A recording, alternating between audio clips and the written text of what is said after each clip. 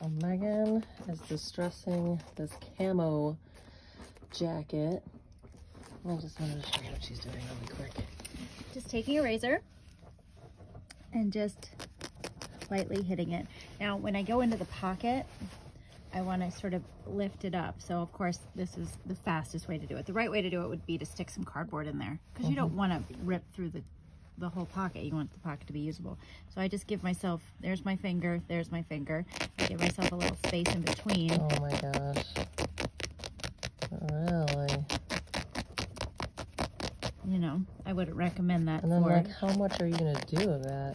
Not too much. I'm gonna do some on the pockets. I'm gonna do a little bit down here and some on the sleeves and maybe a little in the back. And I might stick like a little piece patch or something. She's already done some here, see? Now, it doesn't look like anything until you wash it. Oh, you have to wash it afterwards. Okay. And then all of the white fraying will come out. Very cool. Yeah. You can see more of this in our jean repurposing in our DIY course. We go through it A to Z. Absolutely. Thanks, Megan. Sure.